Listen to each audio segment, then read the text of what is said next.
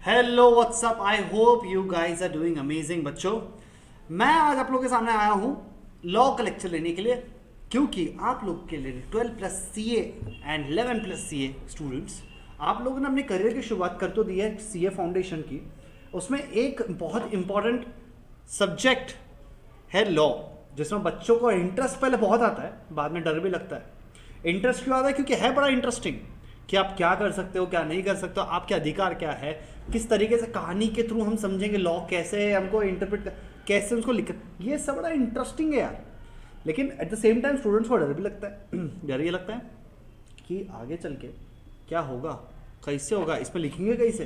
तो क्या है ना कि लॉ की परिभाषा अगर हम देखा जाए तो बहुत ज़्यादा इंटरेस्टिंग भी मानी जाती है, at the same time technical भी लिखने के टाइम पे।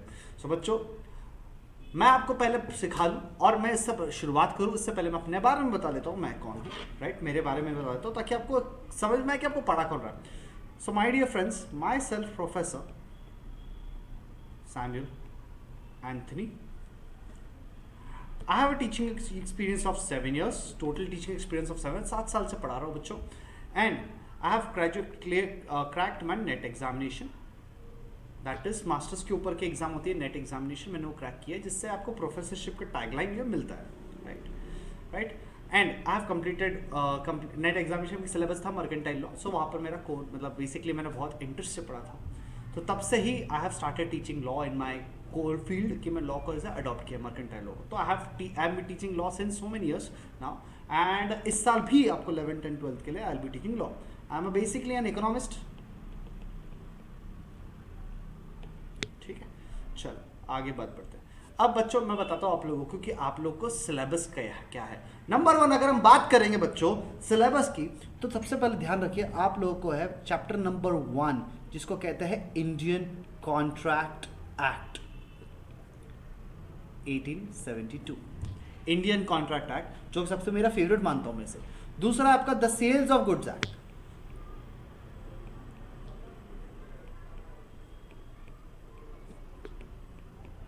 1930। फिर आपका है पार्टनरशिप एक्ट,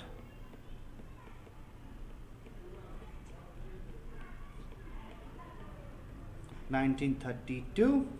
फिर आता है आपका LLP, limited liability partnership act.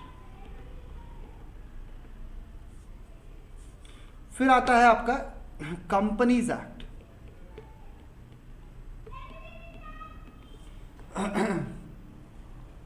Limited liability. फिर आता है कंपनीज एक्ट। अब बच्चों अगर हम बात करेंगे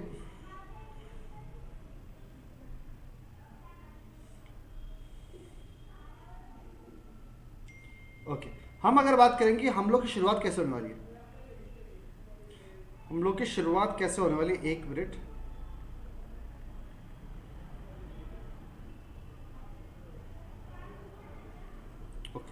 तो हम लोग की शुरुआत कैसे होने वाली है, हम लोग सबसे पहले शुरुआत करने वाले हैं आपका चैप्टर नंबर 1 के साथ, द इंडियन कॉन्ट्रैक्ट एक्ट। क्योंकि ये एक ऐसा चैप्टर है जो बेसिक है ये एक ऐसा एक्ट जो बेसिक है, और आपको अगर ये समझ में आ गया तो सेल्स ऑफ गुड्स, पार्टनरशिप, ये आपको थोड़ा इजीली निकल जाएगा। लेकिन आपको इंडियन कॉन्ट्रैक्ट समझना है। तो सबसे पहले we are gonna see Indian contract act. फिर सेकंड में हम लोग देखेंगे सोगा ही देखेंगे, थर्ड में हम पार्टनरशिप देखेंगे, फोर्थ में हम देखेंगे कंपनीज एक्ट, एंड फिफ्थ हम देखेंगे एलएलपी एक्ट, इसको मतलब लिमिटेड लाइबिलिटी 2008 ये होता है, और ये 2013। तो इस तरीके से हम देखने वाले भाई, है ना। तो सबसे पहले इंडियन कॉन्ट्रैक्ट एक्ट की बात करेंगे बच्चों। मैं लॉ की शुरुआत अभी आपके सामने कर रहा हूं, तो ध्यान से सुनिएगा, बड़ा इंटरेस्टिंग है यार, बड़ा इंटरेस्टिंग है। अच्छा, ये वर्ड लॉ, मैं आपसे क्वेश्चन पूछना चाहता हूं, क्या है ये law? What is law? Law तुम समझते क्या हो? तो आपके दिमाग में आ रहा होगा कि कोई भी कंट्री एक देश को चलाने के लिए एक सेट ऑफ रूल्स रखती है कि उस सेट ऑफ रूल्स को आप बाईपास करोगे तो आप पे मुकदमा किया जाएगा। वो सेट ऑफ रूल्स को जो कोई बाईपास कर नहीं सकता और हर सब सेम पर्सन के लिए सेम रूल एप्लीकेबल होता है, उस सेट ऑफ रूल्स को बोलते हैं लॉ। सर हमारे इंडिया में लॉ कौन फॉर्मुलेट करता है? हमारे इंडिया में लॉ फॉर्मुलेट करता है पार्लियामेंट।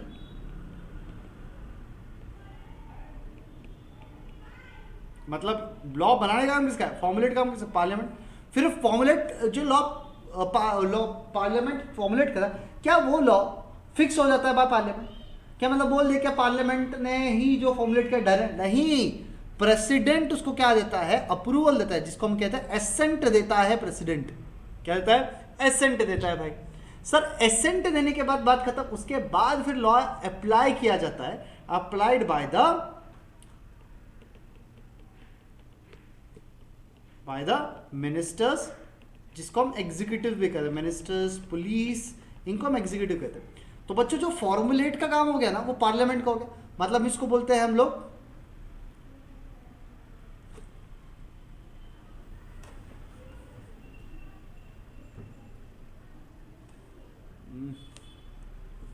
इन सेकेंड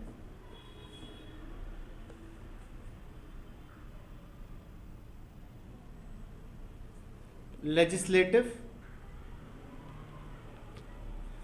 फिर ये प्रेसिडेंट एंड प्राइम मिनिस्टर जो कि बेसिकली कंट्री को चलाते हैं, वो किसके अंदर आते हैं? हम बोलते हैं उसको एग्जीक्यूटिव। एंड फाइनली लॉ सही कैरी ऑन हो रहा है या नहीं हो रहा है, ये किसका काम होता है? जुडिशरी का। यानी कि किसकी बात कर रहा हूं मैं? कोर्ट की बात कर रहा हूं, सुप्रीम एंड हाई कोर्ट। बराबर है? लेजिस्लेटिव, एग्जीक्यूटिव, जुडिशरी, ये तीनों चीज की मैं यहाँ पर बात कर रहा हूँ। तो ये तीनों चीज देश में चलते हैं बच्चों। सर आप ये क्यों सिखा रहे इतना बेसिक? मैं बाबू इसलिए बता रहा हूँ कि पहले लॉ का बेसिक जान लो कि लॉ फॉर्म कौन करता है? पार्लियामेंट करता है। फिर लॉ को एग्जीक्यूट करने के लिए मिनिस्टर्स बनाए हैं, पुलिस बनाए, उनको एग्जीक्यूटिव नाम रखा गया। और लॉ को फिर ये चेक करना कि लॉ सही है, किसने लॉ फॉलो किया है या नहीं क्यों फॉलो किया है, उसके लिए बनाए गए हैं हमारे जुडिशरी यानी कि कोर्ट्स। अब बच्चों मैं तो डीप नहीं जाऊंगा, लेकिन आपको इतना ज़रूर बता दूंगा कि ये इस तरीके से लॉ चलता है। लेकिन एक बात सोचा आपने, ये लॉ का सिलसिला कैसे इंटरेस्टिंग होगा? आपने देखा कि सर ये तो बड़ा पेचीदा लग रहा है सर, इंटरेस्टिंग है। चलो मैं आपको एक कहानी बताता हूँ। शुरुआत करते हैं बच्चों लॉ से। आपको बात बताता हूँ मैं, एक लॉ की कहानी हल्की सी। आपको पता होगा या नहीं पता होगा इस कहानी के बारे में कि एक क्या होता ना कि एक सबसे पहले एक लेडी थी, ठीक है, ध्यान से सुनिएगा। एक लेडी थी, वो लेडी कलकत्ता की बात है, वो लेडी रहती थी कलकत्ता में। तो हुआ ये 1930s की उस जमाने की बात है, 1920s एंड उस जमाने की बात है।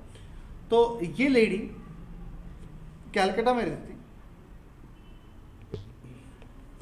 कलकत्ता में रहने के बाद she was crossing a road once upon a time. और जब कौन सा था? ब्रिटिश का जमाना था। Crossing the road once upon a time, बराबर है। अब उसने देखा कि यहाँ पर गाड़ियां जो है, गाड़ियां है वो मूव कर रही है, बराबर है, गाड़ियां मूव कर रही है। तो उसने एंट्री कर ली वो क्रॉसिंग रोड क्रॉस में, मतलब वो यहाँ पर रोड क्रॉस करने लगी। वो देख रही है गाड़ियां आ रही है, यहाँ से गाड़ियां आ रही है, गाड़ी रुक नहीं रही है, बराबर है। उसको सिग्नल भी नहीं था कि आप वॉकिंग कर सकते। शी वॉज डायरेक्टली एंट्रिंग है। तो जैसे कोई गाड़ी आई तो गाड़ी आके सामने गाड़ी ने वाले ने उसको बेचारे को धक्का मार दिया। She fell down. अब बताइए गलती किसकी है? वो औरत की कि वो गाड़ी वाले की? आप बोलोगे सर गाड़ी वाली, वो औरत की गलती। सर उसको दिख रहा है गाड़ी चल रही है, सिग्नल उसका ओपन नहीं हुआ, सिग्नल मतलब पहले उसको मिला नहीं इशारा कि जाना वॉक करना चाहिए, तो फिर तो औरत की गलती है ना सर, है ना? एग्जैक्टली सबको ये लगा कि औरत की गलती है। तो औरत बोलती है कि मेरी गलती है नहीं। तो फिर वो बोलेगा इसे। तो फिर अब मैटर गया पुलिस के पास। पुलिस के पास गया, औरत बोलती है कि मेरी गलती है नहीं है, गाड़ी वालों ने बोलना, गाड़ी वालों ने स्लो चला जाता। पुलिस बोलता है कि मैडम सिग्नल था कि आपका वॉकिंग का सिग्नल नहीं था, आप चल रहे ऐसे ही, तो गाड़ी वालों का सिग्नल था वो चला रहे थे, उनकी गलती की नहीं आपकी गलती है ना, ऐसा पुलिस वालों ने बोला। वो बोलती है किधर दिखा बताओ। तो पता चला, पुलिस वालों ने बताया कि देखिए मैम ये कानून है, ऐसा लिखा गया है कि those person who are walking should not walk when there is a stop signal for walking. तो मैडम बोलती है कि सर वहां पर देखिए, वहां पर ही लिखा है ना कि शी। मैं कौन हूं? मैं शी हूं। तो मतलब अब तब से लेके अब तक फिर कानून ने ये बात अमेंड किया कि वहां पर जो ही लिखा था वो ही का मतलब अब हिम भी होगा मतलब हम आदमी को भी रिफर करेंगे, एंड हर भी होगा मतलब औरत को भी रिफर करेंगे। तो तब से लेकर अब तक ही मतलब होता है ही मैनर। आपको समझ में आया ये केस बताने के पीछे रीजन क्या है, ये स्टोरी बताने के पीछे रीजन क्या है? इट इज सो इंटरेस्टिंग बच्चों, इट इज सो इंटरेस्टिंग। आपको बहुत इंटरेस्टिंग बहुत सारी कहानी सुनने मिलेगी, है ना। ये है मैजिक ऑफ लॉ कि जहाँ पर आपको कहानी बहुत सुनने मिलेगी, बड़ा मजा आने वाला है आप लोग को। अब देखिए ध्यान से सुनिए बात अभी। तो ये तो एक छोटी सी कहानी थी। अब शुरुआत करते हैं हम सबसे पहले चैप्टर की, क्योंकि ये एक डेमो सेशन है और आप लोगों को पहले समझ में आना चाहिए कि डेमो सेशन में और क्या क्या। मैं तो आपको ये बताया कि कैसा इंटरेस्टिंग है लॉ। अभी ये देखिए कि कैसे होता है लॉ थोड़ा बहुत, है ना। इंडियन कॉन्ट्रैक्ट एक्ट शुरुआत करेंगे। इंडियन कॉन्ट्रैक्ट एक्ट सदियों से एक चीज चलती आ रही है, मैं तेरे को कुछ दूंगा, तू मेरे से कुछ लेगा। अब होता यह है कि मैं जो तेरे को दूंगा और जरूरी गारंटी नहीं है कि तू वही चीज मेरे को रिटर्न भी कुछ और रिटर्न करेगा।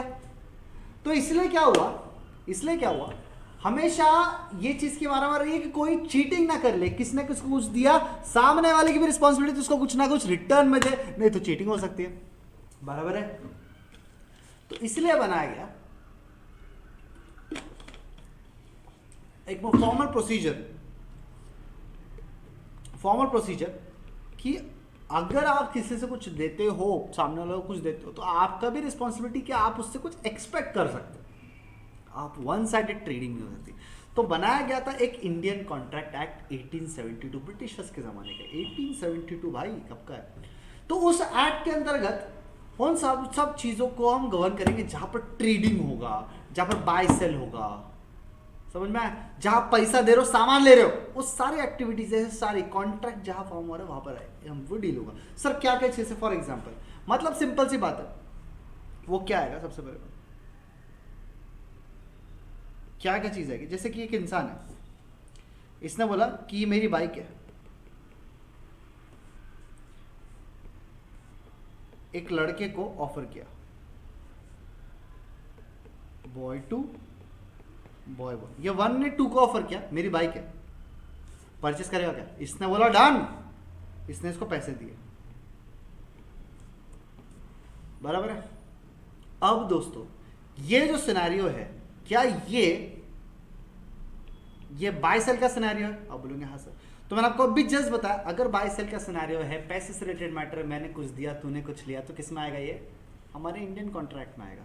सर मतलब क्या आएगा, मतलब सर एक बार समझिए, जो भी चीजें अग्रीमेंट है, जो भी चीजें कॉन्ट्रैक्ट है, वो सब गवर्न होंगे इंडियन कॉन्ट्रैक्ट में। चलो एक चीज देखते हैं सर अग्रीमेंट एंड कॉन्ट्रैक्ट क्या होता है। सबसे पहले देखिए बच्चों, यहां पर केस में ये भाई ने इसको बाइक क्या किया पता है क्या आपको, कि मैं तेरे को बाइक बेचने को रेडी हूं, क्या तू बाइक खरीदने को रेडी है क्या, मतलब ये भाई ने उसको दिया ऑफर।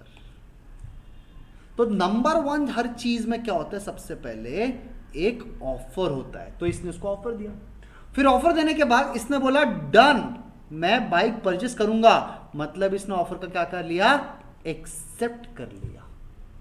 एक ने ऑफर दिया, दूसरे ने क्या बोला, एक्सेप्ट, डन, मैं इसको खरीदूंगा भाई, तो इसने एक्सेप्ट कर लिया, तो एक्सेप्ट हो गया। तो बच्चों एक बात याद रखिए, यहां पर ऑफर हुआ है और यहां पर उस चीज को एक्सेप्ट कर लिया है, मतलब दोनों ने क्या कर लिया है, अग्री कर लिया है कि एक यहां से परचेस करेगा, दूसरा वहां से बाय करेगा। आई रिपीट, परचेस करेगा, बाय करेगा। एक ने बोला कि मैं सेल करने को रेडी हूं, बराबर है, मैं सेल करने को रेडी हूं, एक ने बोला कि मैं परचेज करने को रेडी हूं, बराबर है। तो मतलब यहां पर एग्री कर लिया कि ये एक को सेल कर, मतलब ये बाइक सेल करेगा, परचेज बोल रहा था मैंने गलती से, ये सेल करेगा और ये बाय करेगा।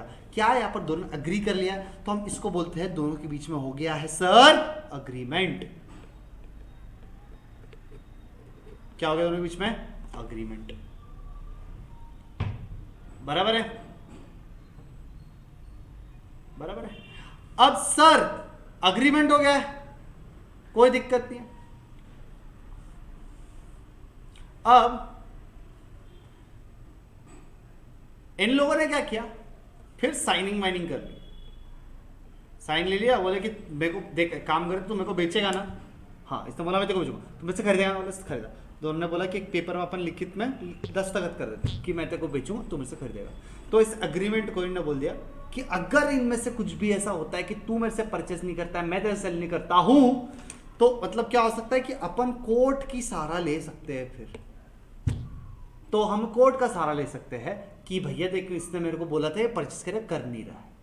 तो मतलब अब इस अग्रीमेंट को इन्होंने वैलिड कर दिया, कोर्ट का सहारा भी बोल दिया, कोर्ट का सहारा ले सकते हैं। मतलब वो लोगों ने क्या बोल दिया पता है क्या, कि हम लॉ का मदद ले सकते हैं अगर किसी ने कोई अग्रीमेंट फॉलो नहीं किया। तो आप लॉ का क्या कर सकते हैं, एनफोर्स कर सकते हो लॉ को, कि अगर किसी ने कोई काम करने से इनकार कर दिया। मतलब यू आर लुकिंग व्हाट, कि आप एग्रीमेंट के साथ साथ, अग्रीमेंट तो आपने कर लिया था, प्लस आपने एनफोर्सिबिलिटी भी ला दी लॉ की। तो इन शॉर्ट आपने क्या कर दिया पता है, आपने यहां पर फॉर्म कर दिया है कॉन्ट्रैक्ट। सर ये क्या हो गया बच्चों, जहां तुमने अग्रीमेंट कर लिया, बाय करूंगा सेल करूंगा, अग्री, प्लस ये बोल दिया कि अगर हम में से कोई बाय सेल नहीं करेगा तो कानूनी तौर पे उस पर कार्रवाई लीजिए। मतलब कानून को बीच में ला दिया।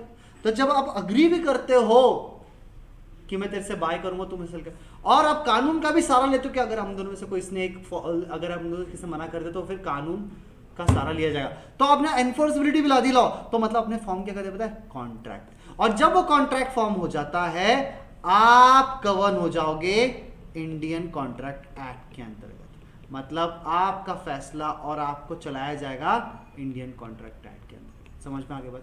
तो सारी चीजें जो कॉन्ट्रैक्ट है वो किस में आएंगे, इंडियन कॉन्ट्रैक्ट एक्ट में। तो सर कॉन्ट्रैक्ट बनता कैसा है, दो पार्टी जब बोलती है मैं सेल करने को रेडी, तो बाय करने को रेडी, अग्री अग्री अग्रीमेंट। अब अग्रीमेंट हो गया, और ये भी बोल दिया कि अगर हम में से कोई ऐसा किया ना भाई कि तूने अगर नहीं तेरा प्रॉमिस नहीं निभाया ना, तूने अगर नहीं फॉलो किया ना जो मैं कह रहा हूँ, और मैंने तेरे को प्रॉमिस, तो क्या होगा पता है, I will sue you, you will have to sue me, I will sue you. मतलब एनफोर्सिबिलिटी, मतलब लॉ का सहारा लेंगे हम लोग। तो एग्रीमेंट प्लस लॉ का सहारा, तो क्या बोलते हैं हम इसको, कॉन्ट्रैक्ट। क्या ये बात क्लियर है, समझ में आ गया इसको किसको कॉन्ट्रैक्ट बोलते हैं। तो बच्चों इस पे पूरा चैप्टर ही बेस्ड है जिसका नाम है इंडियन कॉन्ट्रैक्ट एक्ट। क्या सारे कॉन्ट्रैक्ट देखने वाले, सारे कॉन्ट्रैक्ट देखने वाले। तो हमने सबसे पहले क्या देखा, एक होता है सबसे पहले कॉन्ट्रैक्ट जब बनता है, मेरे वापस मेरे साथ आइए, कॉन्ट्रैक्ट जब बनता है बच्चों, उससे पहले देखिए कॉन्ट्रैक्ट कैसे बनता है। जब सर अग्रीमेंट हो जाए पहले तो, बराबर है, अग्रीमेंट हो जाए सर, फिर लॉ की एनफोर्सिबिलिटी आ जाए sir, enforceability of law, agreement plus enforceability of law, तो क्या बनता है सर, इसको कॉन्ट्रैक्ट बोलते हैं सर, बराबर है। लेकिन सर अग्रीमेंट कैसे बनता है सर, सबसे पहले एक पार्टी करता है ऑफर, वो दूसरा पार्टी कहता है फिर एक्सेप्ट। जब ये हो जाए offer and accept, offer and acceptance हो जाए, तो क्या बन जाता है वो अग्रीमेंट। कुछ भी डाउट है क्या। तो जब अग्रीमेंट बन जाता है फिर आगे देखा जाता है एनफोर्सिबिलिटी लॉ, और एनफोर्सिबिलिटी लॉ आ गया तो चीजें बन जाती है contract. Anyone has doubt, clear है, क्लियर है, प्लीज चेक।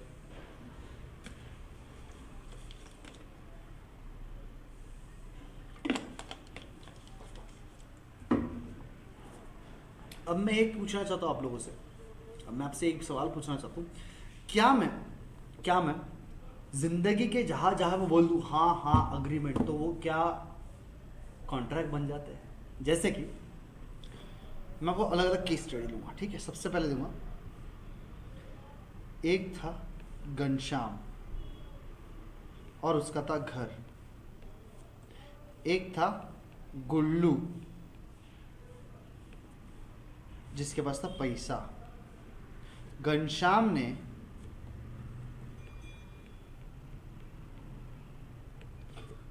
ने गुल्लू को बोला, गुल्लू को घर परचेस करने का ऑफर दिया। किसने, घनश्याम ने गुल्लू को ऑफर दिया।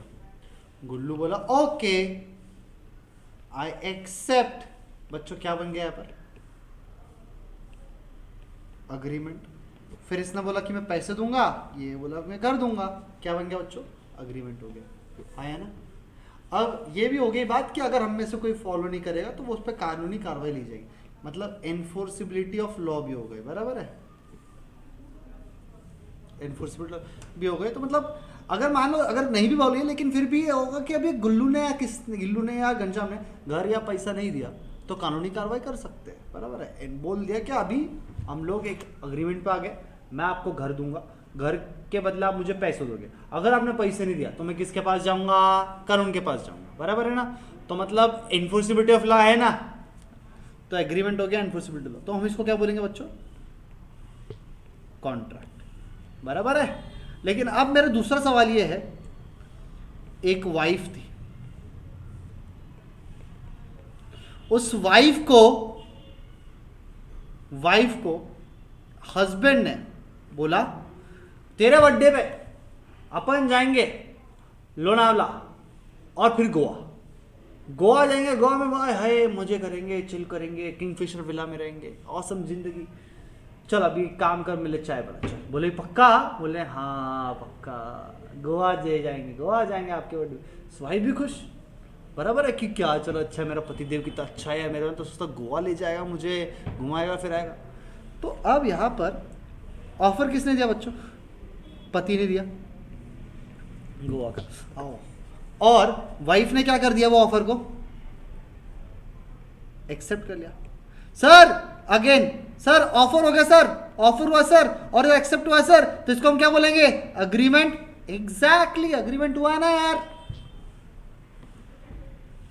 लेकिन जैसा अभी अपन ने देखा था कुछ देर पहले, अग्रीमेंट तो हुआ है, लेकिन मेरा सवाल यह है अब इस केस में अगर पति गोवा नहीं ले गया तो क्या होगा? तो अब वाइफ क्या कंप्लेन करेगी? मान लीजिए कंप्लेन कर लिए जज साहब के पास या पुलिस में कि मेरे हस्बैंड ने मुझे बोला था गोवा ले जाएगा, लेकिन नहीं गया गोवा, तो कंप्लेन भी कर दिया। तो अब बताइए क्या पति पे केस किया जाएगा कि तूने बोला था गोवा ले जाएगा तू तेरी पत्नी को और तू लेके नहीं गया, चल अभी जेल में, चल कितना गलत बात, चल फाइन भर। ऐसा अगर होगा तो दुनिया का हर पति बच्चों, दुनिया का हर पति, दुनिया के हर डैडी बेचारे लोग अब तक उम्र कैद काट रहे होते बेटा, क्योंकि घर के में कितने प्रॉमिस होते हैं, घर की चार दीवार में कितने प्रॉमिस होते हैं, क्या वो सब मैटर कोर्ट में ना जाते हैं? और अगर जाते भी है तो क्या कोर्ट उनकी बात सुनता है, वो मैटर को सीरियस लेता है? आंसर इज नो, क्योंकि कोर्ट कहता है कि ऐसे जो अग्रीमेंट्स है जो घर के अंदर बने हैं उनको हम लोग एनफोर्सिबिलिटी ऑफ लॉ नहीं देते, यानी कि वो एग्रीमेंट्स कॉन्ट्रैक्ट्स नहीं हो सकते, वो सिर्फ अग्रीमेंट्स है, कॉन्ट्रैक्ट्स नहीं हो सकते। घर के अंदर इस अग्रीमेंट्स को हम बोलते हैं डोमेस्टिक अग्रीमेंट्स। क्या बोलते हैं इसको हम? Domestic agreements.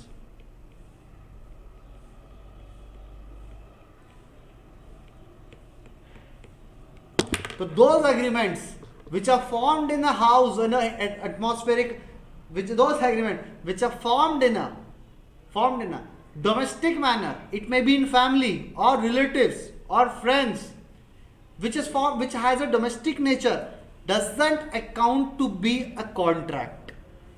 समझ में आया बात? तो डोमेस्टिक अगर एग्रीमेंट होता है तो उसका एनफोर्सिबिलिटी ऑफ लॉ नहीं मिलती, तो वो कॉन्ट्रैक्ट नहीं बनता। क्या ये बात क्लियर है आपके दिमाग में?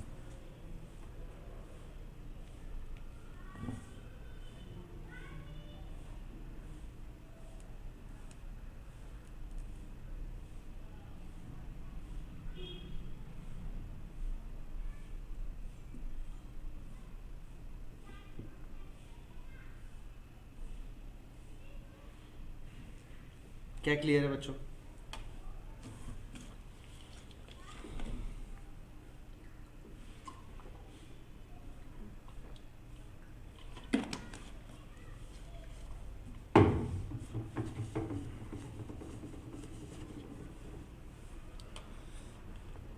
क्लियर है?